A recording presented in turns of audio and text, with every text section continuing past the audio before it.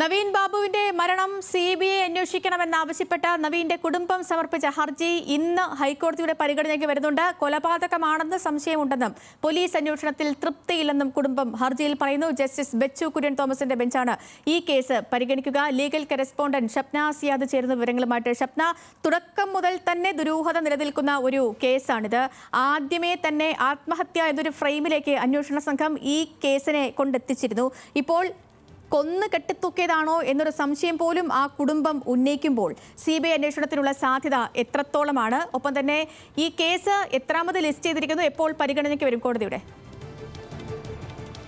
സേതുലക്ഷ്മി, ഇന്ന് ജസ്റ്റിസ് ബെച്ചു കുര്യൻ തോമസിന്റെ ബെഞ്ചിൽ അല്പസമയത്തിനകം തന്നെ ഈ ഹർജി പരിഗണിക്കും. ഇപ്പോൾ കോടതിയിൽ ഈ ഭാര്യ, നവീൻ ബാബുവിന്റെ ഭാര്യ ആവശ്യപ്പെട്ടിരിക്കുന്നത് ഈ കേസിൽ CBI അന്വേഷണം വേണം എന്നാണ്. ഇതിൽ പോലീസിന്റെ അന്വേഷണം കാര്യക്ഷമമല്ല, സംസ്ഥാന പോലീസ് അന്വേഷണത്തിൽ തൃപ്തിയില്ല എന്നാണ് കുടുംബം ആരോപിക്കുന്നത്. അതോടൊപ്പം തന്നെ ഇൻക്വസ്റ്റ് നടപടികൾ ബന്ധുക്കളുടെ സാന്നിധ്യത്തിലല്ല പൂർത്തീകരിച്ചത്, ആത്മഹത്യ തന്നെ ആയിരുന്നോ എന്ന കാര്യത്തിൽ സംശയമുണ്ട്. ഏതെങ്കിലും തരത്തിൽ ആരെങ്കിലും കൊലപ്പെടുത്തി കെട്ടിത്തൂക്കിയതാണോ എന്ന് പോലും സംശയിക്കേണ്ടിയിരിക്കുന്നു. അത്തരത്തിൽ പോലീസിന്റെ അന്വേഷണം കൃത്യമായ ഒരു ദിശയിലേക്ക് നീങ്ങുന്നില്ല.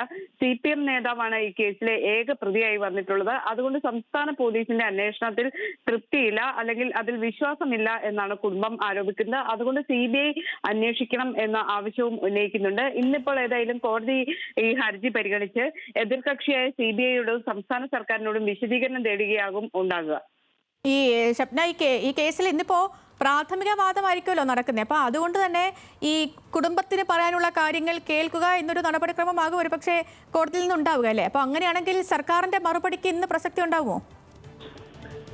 ഇന്നിപ്പോൾ ഈ കേസുമായി ബന്ധപ്പെട്ട് സാധാരണ നമുക്കറിയാം, സാധാരണ ഒരു കേസ് കോടതിയുടെ പരിഗണനയിൽ വന്നാൽ അതിൽ എതിർകക്ഷികളായ സർക്കാർ അല്ലെങ്കിൽ ഇതിൽ CBI അടക്കമുള്ള എതിർകക്ഷികളുടെ വിശദീകരണം കേട്ട ശേഷം മാത്രമായിരിക്കും കോടതി ഒരു വാദത്തിലേക്ക് പോവുക. ഏതായാലും ഇന്നിപ്പോൾ ഈ കുടുംബത്തിന് പറയാനുള്ള കാര്യങ്ങൾ ഒരുപക്ഷെ കോടതിയിൽ പറയാനുള്ള സാധ്യതയുണ്ട്. അതായത് ഈ ഹർജിയിൽ ഉന്നയിച്ചിരുന്ന കാര്യങ്ങൾ വീണ്ടും കോടതിയിൽ ആവർത്തിക്കും.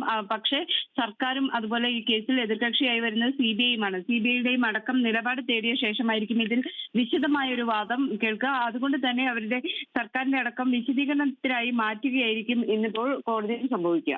ഓക്കെ ഷപ്ന, വ്യക്തമാണ്.